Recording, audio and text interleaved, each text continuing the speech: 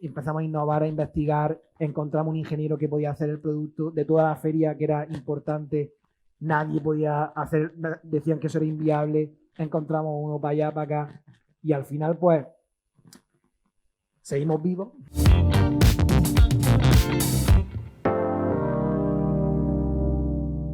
Seleccionaron de una cosa de Valencia, de Demion Startups, que no sé si os suena de alguno, lo podéis ver, que eso para los que sean emprendedores está muy guay.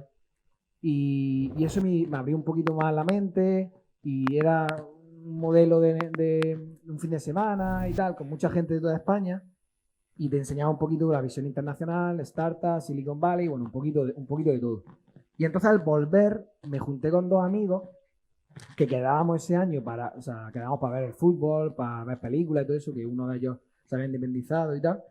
Y surgió la idea y el enchufe de decir, venga, tío, vamos a crear algo, vamos a tirarnos para adelante, vamos a crear algo de verdad y no tanta idea y tantas cosas. Y surgió la primera empresa que se llama Conquer, que no sé si alguien la conocerá, y lo que teníamos claro era que queríamos crear una marca. Y de esa marca después asociar productos, pero queríamos crear una marca nosotros con nuestras ideas, nuestros valores, bueno, todo eso que te dicen en administración de empresas, de crear misión, visión y todo eso. Entonces lo trabajamos y tal, y empezamos con 60 euros que pusimos cada uno, y compramos el dominio, y luego si alguien quiere ver la historia de la marca, tiene su gracia. Compramos el dominio y 3 relojes de la competencia. Y yo me acuerdo de ese verano que fui con mi amigo a la Feria de Málaga y yo iba con el reloj de la competencia por ahí por Málaga y había gente que te preguntaba, hostia, qué chulo el reloj de madera. Son relojes de madera, que no sé si lo he dicho. Eran relojes de madera. Vimos gafas de sol, pero con poco que había en internet y cosas, pues decías que gafas de sol había muchísima competencia. Total, que cancelamos eso, vimos la oportunidad de relojes de madera, que en España estaba regular la competencia, compramos los 3 y yo estaba por Málaga todo el rato, incluso haciendo así para ver si alguien me decía, ¿qué tal? Entonces te decía, pues muy feo, o me gusta, o cuánto vale, dónde puedo comprarlo. Te daban mucha información.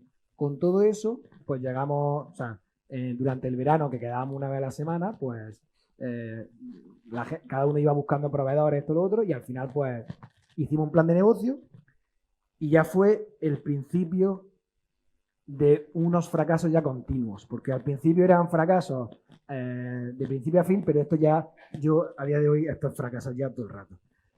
Fuimos a 14 sucursales, no sé cuántos van, con 11 por ahí, y todos nos decían que no nos daban financiación. Y todos, había algunos que tenían más delicadeza y te decían al principio, no, ven otro día, tal, y otros decían, no te vamos a dar ni nosotros ni nadie te va a dar.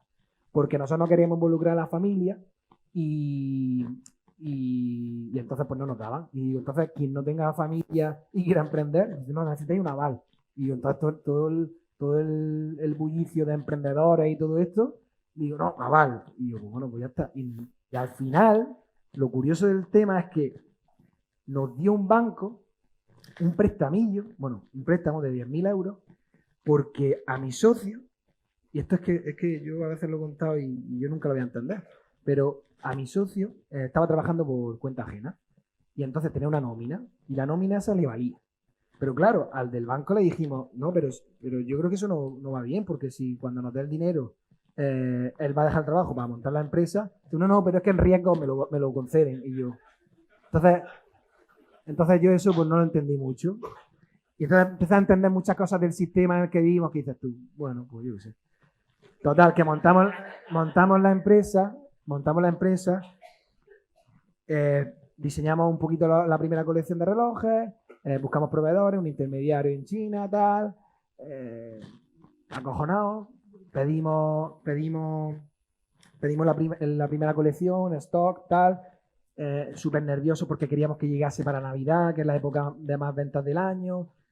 Al final no llegó más tarde, lo pararon en aduana, nosotros diciendo no han timado, no hemos empezado y ya hemos perdido todo, un show.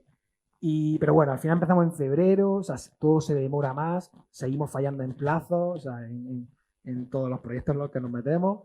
Y entonces lanzamos en febrero y los primeros meses pues iba bastante bien, hacíamos nuestras campañas de marketing, vendíamos, jugaba un poquito, te equivocabas mucho, pero aprendías por aquí, ibas a eventos, íbamos a Madrid, a ferias, pop-up, tal. conocía gente de tu sector, ideas, estaba guay. Y entonces en verano nos calentamos, y ya motivados vivos, y decíamos, vamos a otra inversión, porque si esto va bien, vamos como los de Hawkers, ¿no? Nosotros teníamos los de Hawkers diciendo, igual. Sí. Y entonces hicimos otra inversión y ya si no tienen un préstamo. Contratamos una asesora financiera para que hiciese la relación con el banco y tal. Y entonces pedimos un préstamo, otro préstamo. Y entonces diseñamos una nueva colección con todo lo que habíamos aprendido de todos los clientes, el mercado, tal. Y subcontratamos dos agencias, una de publicidad y otra de SEO. Y decimos, tío, si nosotros hemos sabido vender esto y más o menos han salido las cosas, si subcontratamos a dos agencias especialistas y con nuevos relojes más bonitos y más todo, pues esto sale solo. Sí. Pues llegó Navidad y empezamos a facturar y empezamos a crecer en facturación. Y súper contento. Además, me acuerdo yo estando en la comida con mis amigos del colegio y que te llegaban 4 o 5 pedidos y tener que irme, que a lo mejor facturamos ahí 600, 700 euros en un momento, y tener que irte para preparar los paquetes de envío y todo eso, y tú contento y dices, bueno, me voy a la esta, pero pues está funcionando al otro lado. Última semana de enero, toda la resaca de toda la campaña de Navidad y todo el rollo.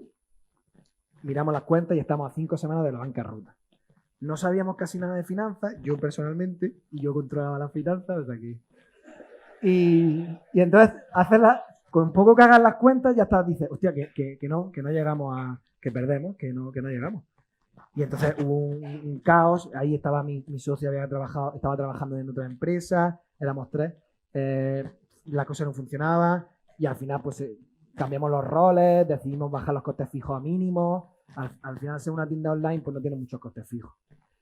Cancelamos toda la relación con cualquier proveedor y tal, y ya vimos el panorama y estuvimos a punto de cerrar. Y entonces fue una época muy de sufrimiento. Fue una época de transición y era o lo dejamos o nos reinventábamos. Y entonces fue cuando salió una nueva idea que ahí está y ahora cuento rápido. Pero bueno, fue una época en la que yo, por ejemplo, ahí me tocó buscarme un trabajo. Luego en verano también estaba de profesor de economía en una academia y también en Leroy Merlin también estuve ahí trabajando en verano.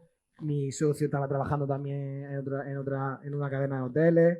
Bueno, un follón y más o menos intentamos recuperar. Y tuvimos una idea que era atractiva y empezamos a darle caña.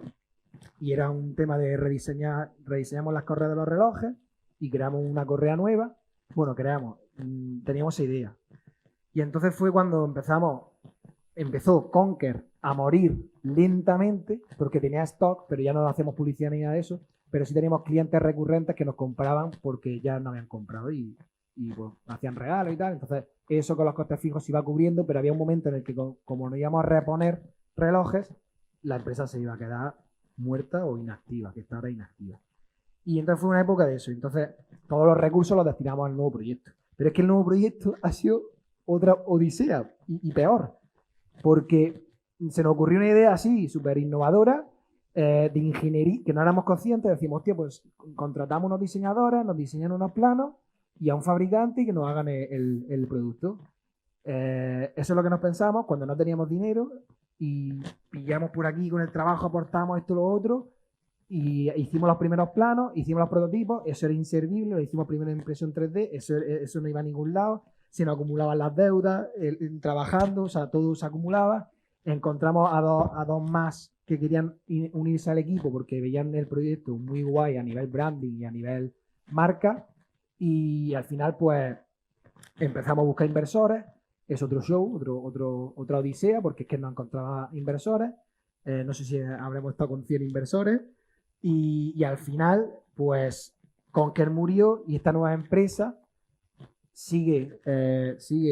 Bueno, esto es que quería poner esto para que no se me olvidase. Ya teníamos todo preparado, habíamos hecho unos prototipos decentes, habíamos creado una campaña de crowdfunding para lanzarla a nivel internacional. Habíamos registrado un modelo de utilidad que es como una mini patente, todo muy bien, ya habíamos encontrado a los primeros inversores, todo genial, y nos llegan 4 burofax de una empresa que se llama Uniqlo, que no sé si os sonará, que es como el Zara japonés. Y nos llegó unas denuncias de que nuestra marca que habíamos creado entraba en conflicto con la suya, y claro, esto es una multinacional, que es la que viste a Federer ahora con la ropa. Y entonces que dijimos, pues más fracaso, ¿qué vamos a traer, no? Y entonces ahí fue un momento de transición, el producto en el fondo no estaba terminado de acabar, habíamos contratado a 2 personas, tuvimos que decirle que no, pagarle y no usamos sus servicios. Otro caos, que eso fue el verano pasado, y ruina. Entonces ya al final encontramos una persona que creía mucho en el proyecto, fuimos a ferias, empezamos a innovar, a investigar, encontramos un ingeniero que podía hacer el producto. De toda la feria que era importante, nadie podía hacer, decían que eso era inviable, encontramos uno para allá, para acá, y al final pues seguimos vivos, ya hemos cerrado la segunda ronda de inversión y ahí estamos, preparados para el siguiente fracaso. Muchas gracias. Have you ever failed in a project, career, or business? Whether you have or not, you can become a Fuck Up Nights organizer in your city, company, or university. Learn how at fuckupnights.com. Join the movement. Fuck up the system.